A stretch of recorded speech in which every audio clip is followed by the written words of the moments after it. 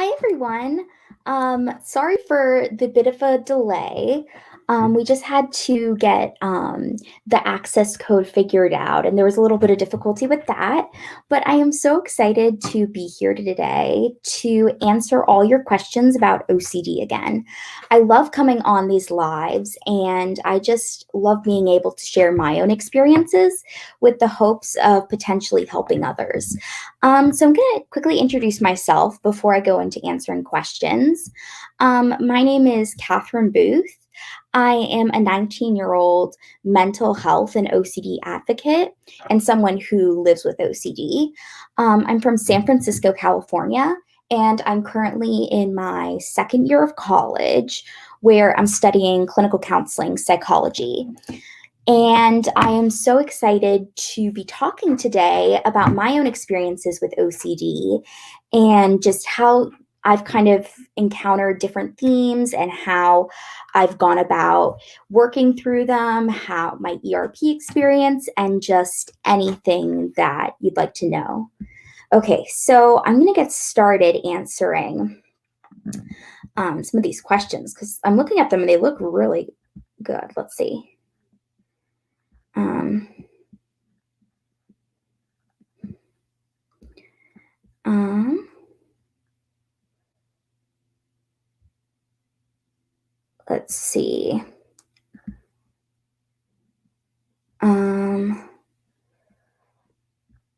Trying to find a good question to start with.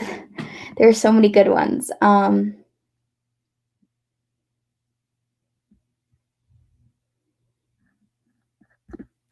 Okay, this is a great one. It says, why does it feel like I want to act on the thoughts slash find the thoughts normal or enjoyable? I used to feel loads of anxiety and sadness, but now I'm numb, which worsens it. I think it's the backdoor spike.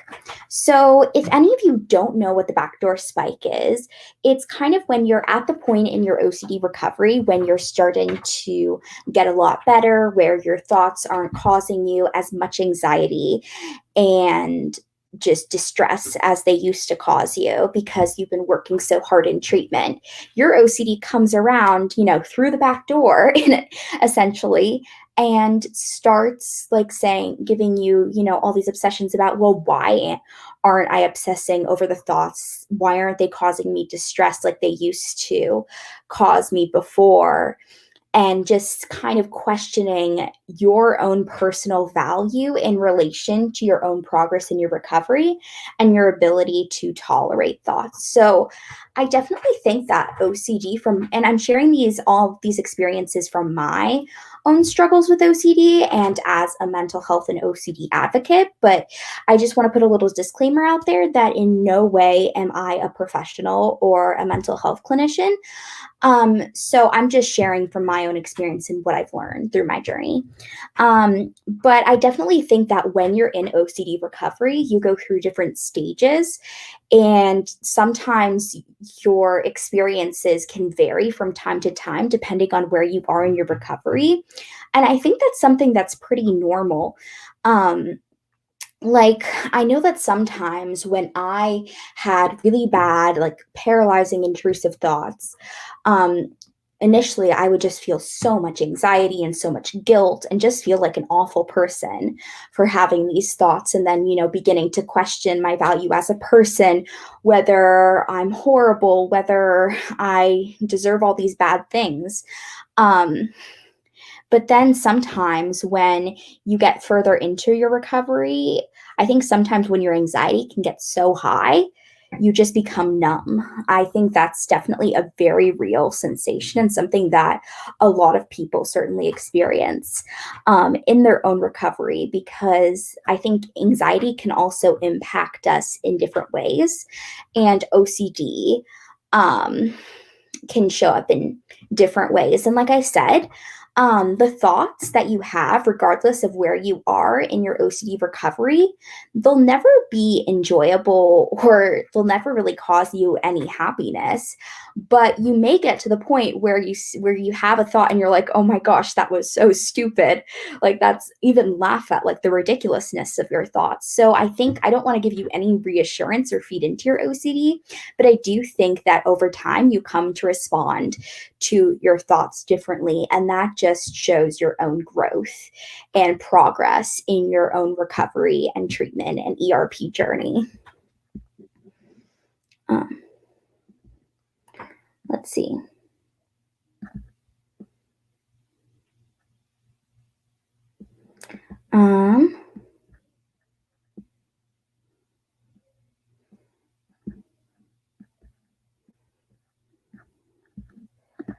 Okay, this is a great question. Why do the thoughts feel so real and convincing?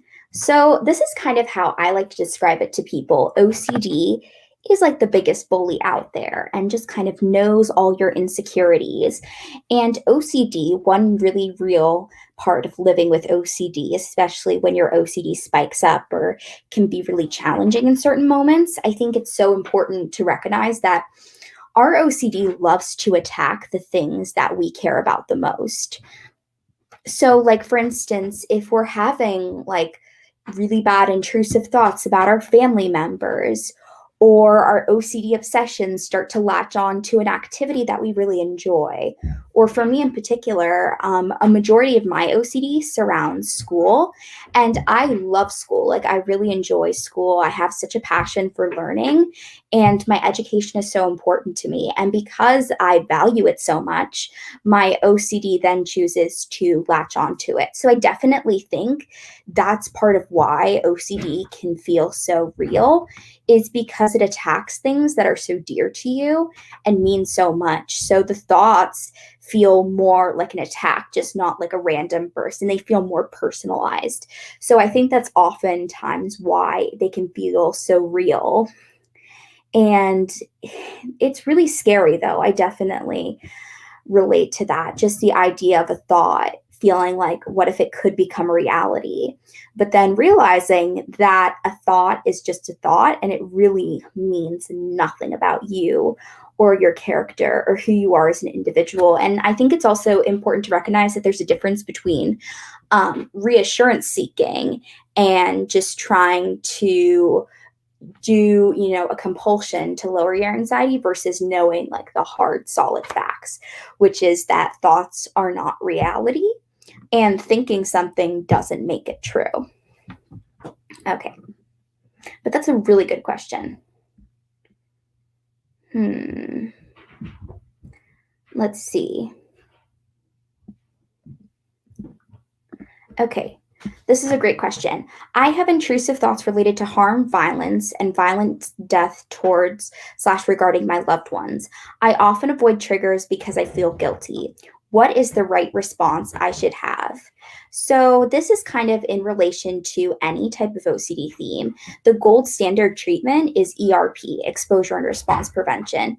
So regardless of the theme that you may be having, you still want to deal with it in the same way. So it's about exposing yourself to your triggers and purposefully putting yourself in these anxiety provoking situations and sitting with the discomfort and the uncertainty and just those horrible feelings that OCD can bring about. And I think just sitting with, even though it seems so horrible in the moment, sitting with that guilt and sitting with that anxiety that your OCD is causing you. And just the more you sit with it, the longer you sit with it, the easier it will eventually become. And your anxiety, while it may start out super high, it's not going to stay that way forever. Your anxiety is going to fluctuate. And that is just a part of the exposure and response prevention method, because you expose yourself to something, you resist kind of your initial or the OCD response to it. And you kind of, you prevent yourself from engaging in that response. So that's the whole model. But it definitely takes time, but it's about purposefully exposing yourself to these really scary situations and sitting with the uncertainty and sitting with the fear and realizing that you're strong enough and able enough to tackle and sit with these difficult feelings. Because everyone who fights OCD on a daily basis is genuinely a true warrior.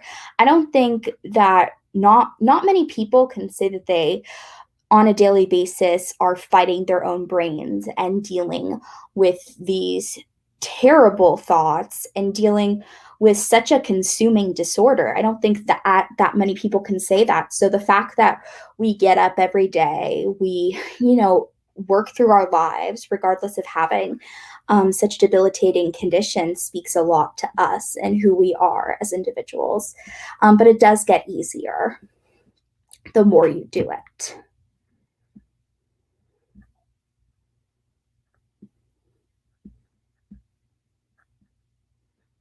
Let's see.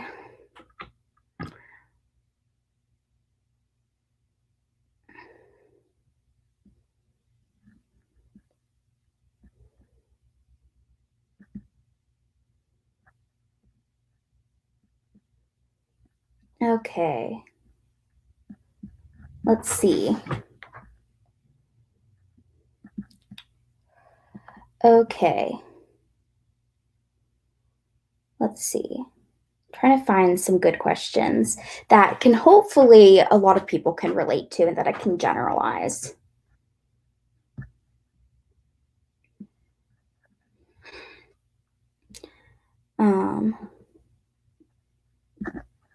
Here's a good question. Can medication without ERP be of good help if you can only afford one or the other?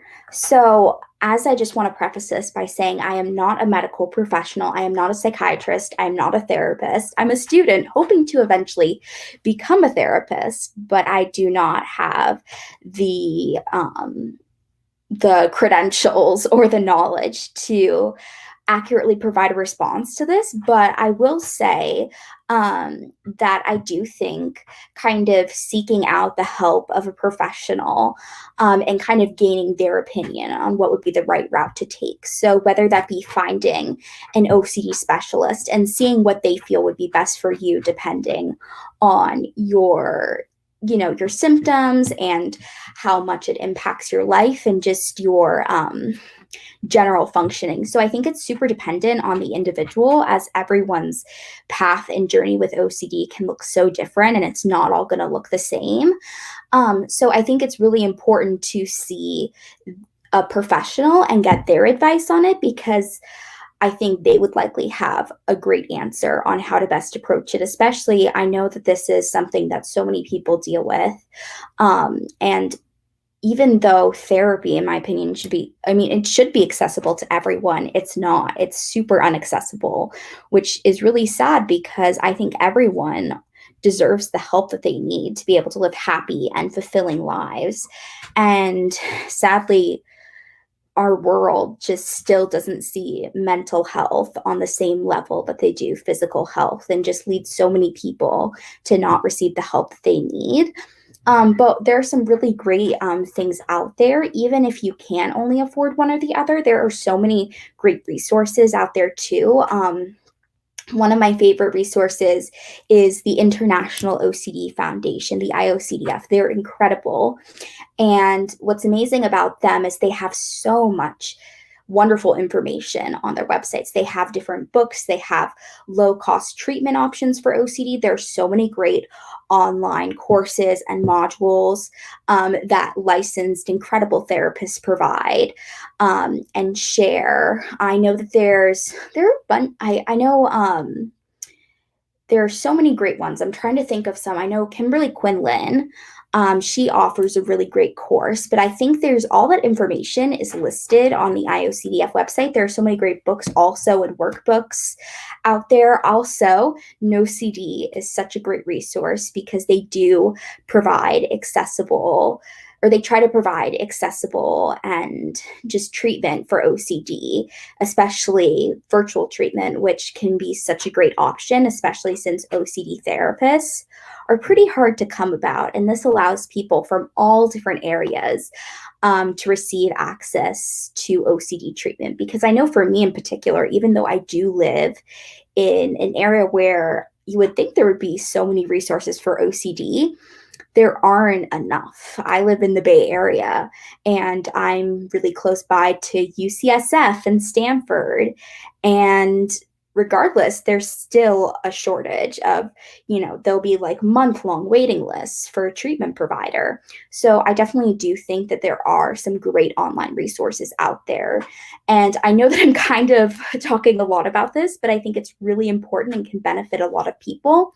But one thing that I've really benefited from is the OCD community on Instagram. It's incredible. There are also so many great Facebook groups that you can join where it's just so great to have all that support to really help you through your recovery. So even if you're not going to be seeing your therapist every day, but these are great people to just kind of have and share experiences with, because essentially we all go through very similar things. And I actually run an Instagram account where I have been sharing my own journey to recovery with OCD and all my experiences, and hopefully providing education, support, and just hope that things will get better. So I will post a link to that. So hopefully you can check it out. And I know from my page, there are a lot of ways to find all these other amazing Instagram accounts, because there are so many wonderful advocates and therapists and just humans living with OCD who make me feel so much better about living with it, and make me realize that I can do so many things regardless of living with OCD, especially when OCD can be really hard. So it should be posting to the chat right now. I know it's sometimes having, let's see. I think it posted. Yes, it did. Okay. I'm going to answer another question. Let's see.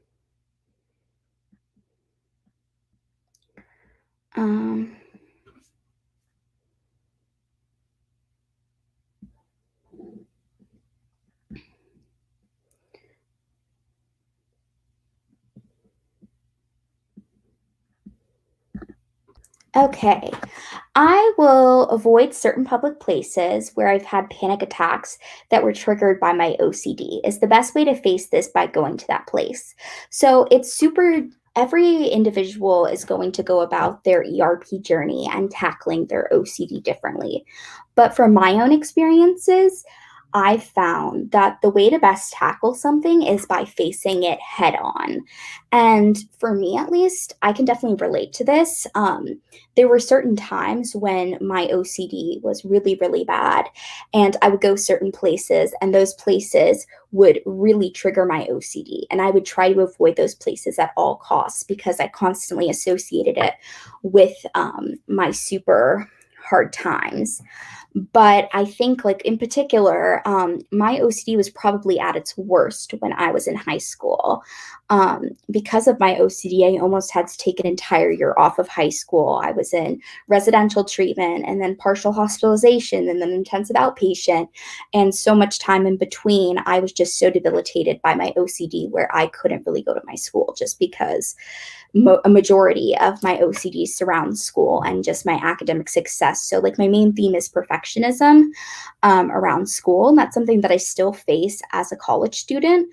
But I think one part in my recovery was going to my school, which I obviously had to do eventually.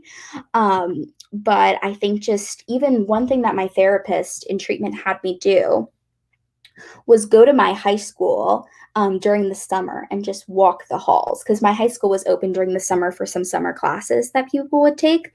So just kind of exposing yourself to that environment and letting yourself sit with the discomfort and realize that the environment itself isn't a threat, because I think OCD can often cause us to think that a certain place or a certain thing in particular is a threat to us.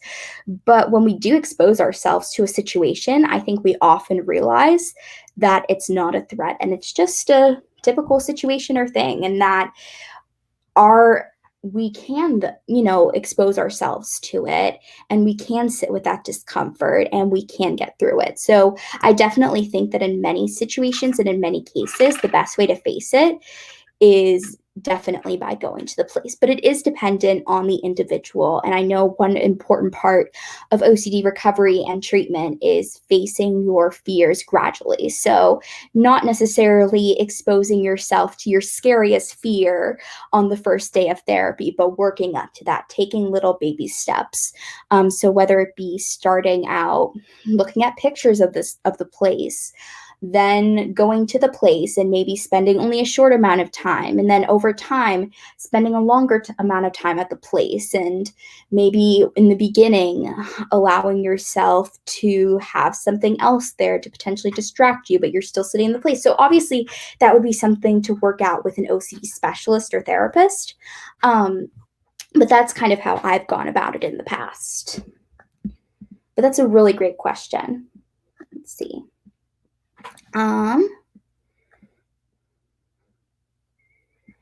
Okay.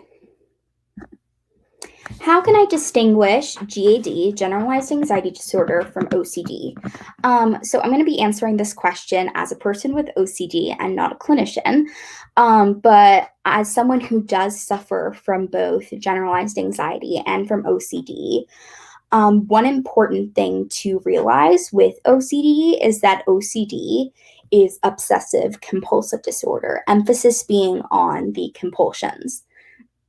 So with generalized anxiety, we still may have these really difficult thoughts and this anxiety, but we're not necessarily compelled to perform a compulsion or do some sort of behavior to reduce that anxiety oftentimes. And also, I think this is really difficult because there are a lot of similarities between the two. But I do know that they are treated differently with OCD. Obviously, the main treatment is exposure and response prevention, which is a type of CBT, cognitive behavioral therapy. And to my knowledge, even though I've mainly struggled with OCD, I do have GAD, but not to the same extent that I do my OCD. I think CBT is still the gold standard treatment for GAD, just not ERP in particular. But I would take, the time to ask a clinician or a therapist about these differences, because they definitely will show up differently from one individual to the next. But I think the emphasis being with OCD, the compulsions and just those behaviors. Let's see.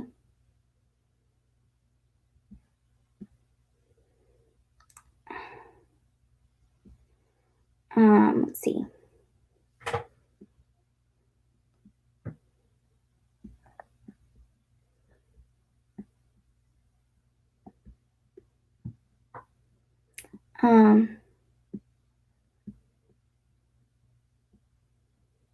Okay.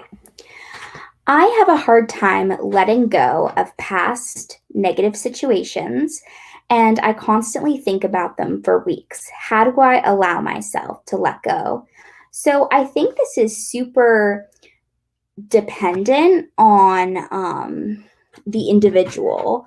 But one thing, if it is related to OCD, I think that which people don't necessarily realize, that to OCD, while there will be physical compulsions that you can see externally, many people do experience internalized compulsions, mental compulsions, and one of those is rumination. So it's also important to realize that even though rumination is kind of just thinking about something and getting to the point where we are, what was I saying? I'm so sorry. Basically, what I was trying to say is that I think that with rumination, you're just thinking about an event and compulsively thinking about it to the point of trying to make more sense of it and trying to reduce your anxiety of it. So oftentimes people will associate anything that has to do with thinking with being an obsession. But oftentimes, if the negative or the past negative situation is an event per se, and that would be the main thing, that would be the obsession. And the compulsion would be the rumination. So just constantly thinking about it and thinking about it to the point where you're trying to kind of reassure yourself potentially and making more sense out of it. So I think that it definitely takes a long time, and it really depends on how the context of the event and why it is, occurring. But I think it's also important in so many situations to show yourself the compassion in recovery, because I think I definitely struggle with this a lot, but I am so hard on myself, especially when I have an OCD flare up or I'm having a lot of difficulty with something. I start blaming myself. I start thinking, oh, I'm not working hard enough in OCD recovery. Oh, I'm not doing this. I'm not doing that. And at the end of the day, I need to realize that I'm still human and that I am experiencing all these things that not everyone goes through. And I do need to show myself the kindness and compassion that I do deserve in these situations. So, especially when you're having a really hard time or there's something that's causing you a tremendous amount of anxiety, whether it's like a past negative situation that's just causing you so much distress, I think it's really important to show yourself that love and acknowledge your pain and acknowledge your anxiety, because there is a difference between acknowledgement and reassurance, because someone reassuring yourself is trying to reduce that anxiety, whereas acknowledging is understanding that the anxiety is there, understanding that your feelings and your emotions and your experiences are real and they are valid. So I think it's really important to make sure that you're giving yourself that in your recovery as well. And taking care of yourself is so important, especially in OCD recovery. Giving yourself those rewards and giving yourself those opportunities to relax and know that you also deserve to take those breaks, aside from just working on your treatment and working on getting better, because getting better also includes giving yourself that compassion and the love you deserve. Okay.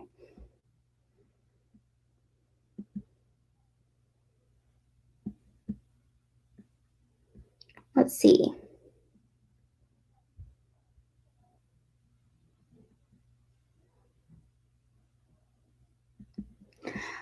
Okay, this is a really good point. Most of the time, it's not the thought that is upsetting. It's what you think slash feel of the thought. For example, a killer would definitely not feel anxiety about the thoughts, but we do, as we know, it's horrible. So I definitely agree with that. I think that there are so many times where a thought can just, maybe it's not the thought itself, but it's our reaction to the thought, which can cause us so much anxiety. And especially when you're getting better, it's the realization that, oh, I may not be feeling this way, or not feeling maybe the right amount of fear or the right amount of disgust. What if, and kind of comparing yourself to someone who you think would typically experience that thought. And one thing that was really important for me to realize and recognize is that everyone experiences intrusive thoughts, not just people with OCD. I think for so long I was under the assumption that only people with OCD experienced intrusive thoughts, but I think the main difference is realizing that people with OCD definitely take the thoughts a lot more personally than someone without OCD. We tend to obsess and ruminate on our thoughts, whereas someone without OCD will have, a really distressing thought and they'll just be like, oh, that was a weird thought, and move on with their day. Whereas someone with OCD will just be fixated on the thought and just start thinking about the thought and be like, oh, well, I have this thought. What does this mean about me? Who else could potentially be thinking that thought? Am I similar to that person? Am I different from this other person? This type of person who I think I am would probably be thinking this thought. So there's a lot of just complicated spiraling and thought processes around OCD. But I definitely do agree with you on that oftentimes it's just the implications of the thought that really scare you the most. Okay. Um,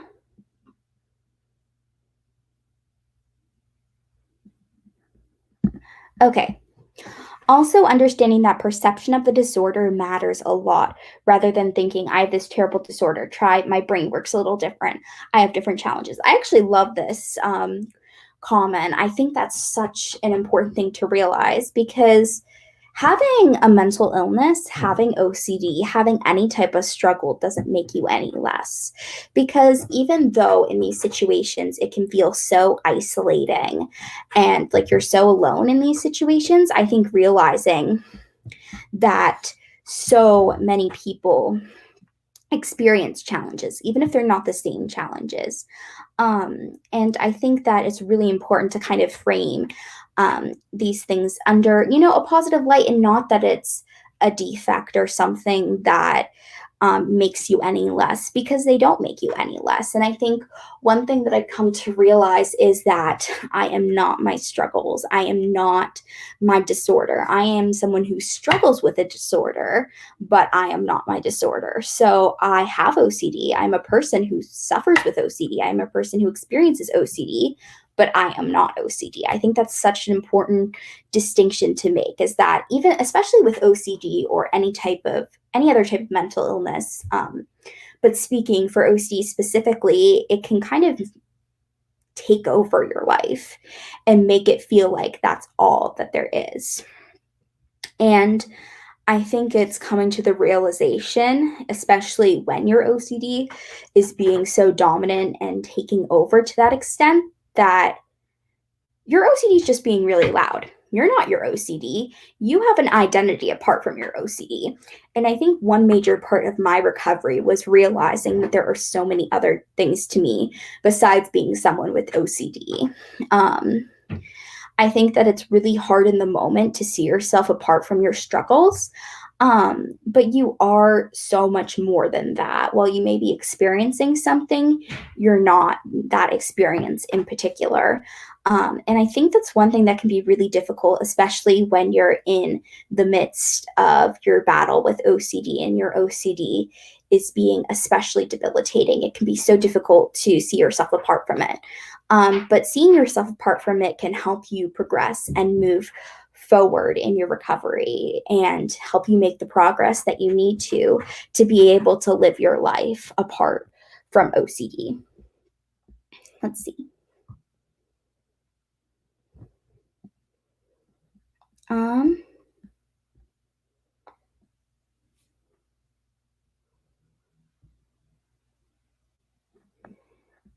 let's see. Okay. Do you have any tips or ideas to help with being fidgety, sometimes messing with your hair occasionally, or just nipping at your lower lip? I feel like I do these randomly, fail to recognize it half the time. So I'm not sure if this is in necessarily in the context of OCD or BFRBs, which are body focused repetitive behaviors. And that's a condition that oftentimes is seen alongside OCD. But one thing that I know really helps a lot of people are fidgets, just having these things to ground yourself and things to focus on, especially like focus your energy on, focus your attention on. Especially, I have the tendency to play with my hair a lot, especially when I'm really anxious. So, especially when I was having a really hard time with my OCD and when my anxiety was especially high, one thing that I would do is I would actually bring around a self-soothing kit, which one of my therapists actually recommended we make. So it's kind of a kit that includes different things to help ground yourself in a situation. So it can be like any type of fidget toy. For me, it was also including like gum or a strong mint or something that can kind of ground your different senses. And also, I had like little pictures in my self-soothe kit. So I think definitely, even though I know that's drawing a little bit away from your question, I think that OCD can cause us to feel a little restless and especially anxiety in general. So it's kind of giving yourself those tools and things to help yourself work through the difficulties and the challenges. So whether that be a fidget toy or any type of self-soothing that isn't destructive in any way. Let's see.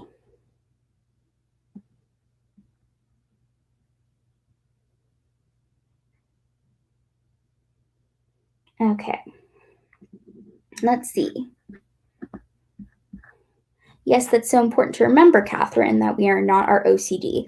I'm learning to embrace that I'm so much more than this disorder, and I'm trying to find the good things out of all of this. So this is one thing that I feel really passionately about, that while OCD is probably one of the hardest things that a lot of us will have to experience. I know for me, probably OCD will be the hardest thing I'll ever have to experience, and living through severe debilitating OCD will probably be the hardest thing I will have to experience. I mean, I don't know because I'm only 19 and there's still a lot of years left, and I don't know what's ahead, and I'm embracing the uncertainty. But I do think kind of realizing what you can take away from your experiences with OCD, because obviously OCD is horrible and it's not positive, but kind of what we learn about ourselves during the process can be some of the most valuable things. So for me, I think one of the main things that I have taken away from living with OCD is kind of that there are so many things that people are going through that we don't know. I think OCD has given me such a greater empathy for others and compassion that I try to carry with me, because living with OCD, a condition that is so internalized that so many people can't see, I think kind of coming to realize that even if someone else isn't experiencing OCD, they're probably experiencing a battle of their own that we know nothing about, just as not everyone knows about my OCD or what I'm experiencing, and most times they don't. I don't know what they're experiencing either. I don't know what challenges they're facing. So I think I've definitely come to approach life from like a greater lens of empathy and just compassion for other people, which I definitely have seen throughout with other people with OCD. I think people with OCD or any type of debilitating mental illness are some of the most compassionate, empathetic people I have ever met, because they know what it's like to suffer in silence without anyone knowing. And they don't want anyone else to experience suffering like that for themselves. So that's one thing that I've definitely taken away. For me, I think also just really finding what I'm passionate about and helping people feel less alone. Because of my OCD, I wouldn't have started mental health advocacy or OCD awareness work if it weren't for my own struggles with OCD. So I think helping other people and trying to educate the world on the real nature of OCD has given me such a sense of purpose that I don't think I would have found if I hadn't gone through OCD. Also, the fact that I'm currently in school and I want to become an OCD therapist for kids and teens and help other people who have gone through similar struggles, because even so many psychologists don't even understand OCD. And I think it's just so important to have people treating OCD who understand OCD, whether that be from just learning so much about it, or even if that also means from living with it themselves. So I know that I would not I probably wouldn't have found like just my career path or what I want to be if it weren't for my struggles with OCD. And this is kind of one of my favorite like sayings slash mantras that I carry around, but turning pain into purpose. So kind of taking those really negative, really hard life experiences and turning them into something purposeful that can help others, that can make a difference. Because I think helping others has been one of the main ways that I've really coped with everything that I've gone through. Because I know probably so many other people can relate to this, but OCD can be so traumatic. Like living with and fighting your thoughts on a daily basis is such a difficult experience and can be just so challenging. And so I think just knowing that you have a way that you can help others feel less alone in those experiences has really helped me to cope with my own past experiences and even the experiences that or the struggles that I'm currently facing in regards to my OCD. So I definitely agree that while OCD causes so much pain, it has made all of us so much stronger because of it. And while we can't change our OCD, we can change the way that we choose to deal with it, whether that be mainly, embracing the OCD recovery lifestyle, getting involved in the OCD community, or just helping others, and surrounding yourself with the people who are beneficial to your own recovery and just your own happiness. Let's see.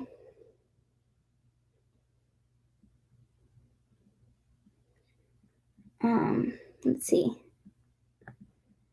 Okay, this question. I was misdiagnosed before I found I have OCD. How do I shed the first diagnosis and start a new healing journey?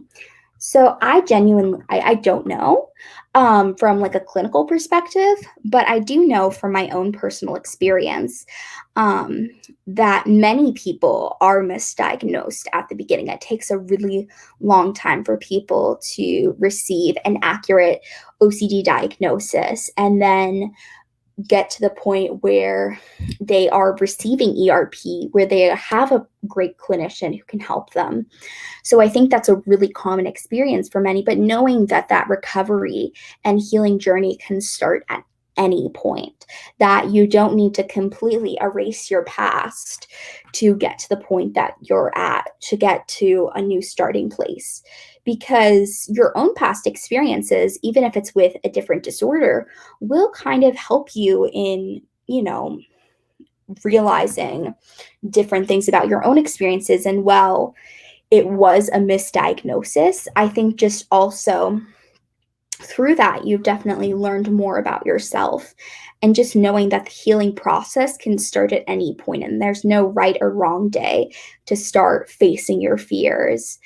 And I think that just fully embracing it, so embracing that uncertainty, and just living with OCD and knowing that it doesn't have to control you or dictate your days. Even though OCD, even when you're in the midst, like I'm at a really great place in my recovery, but I still have really hard days with OCD.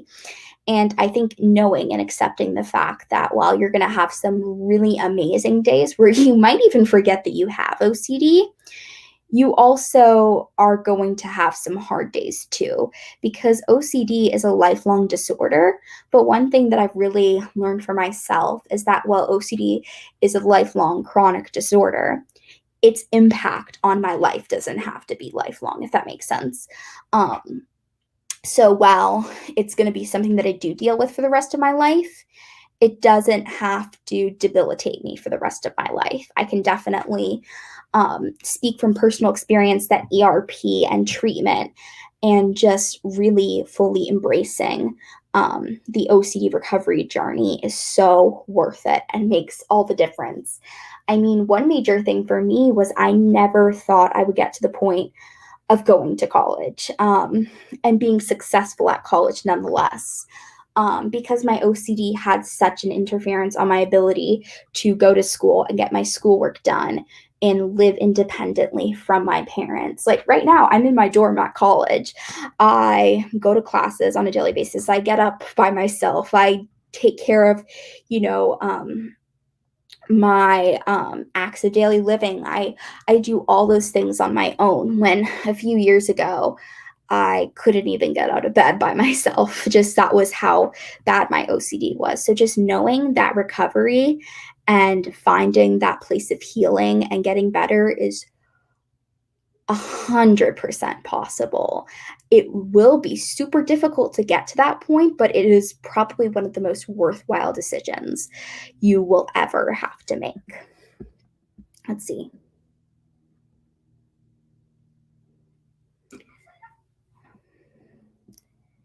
Okay, so let's see. These were some amazing questions. And I just kind of wanted to end off this live for tonight. Thank you all so much for coming on and joining me.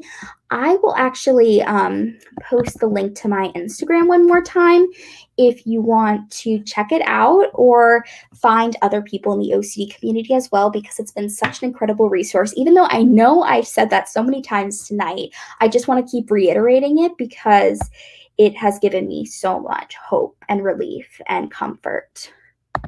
So I am posting the link to my Instagram. And I just really wanted to say thank you to everyone. And it's almost Friday, so we're almost to that point. And we got this. We're warriors. So I hope to see you or talk to you all again very soon. Good night.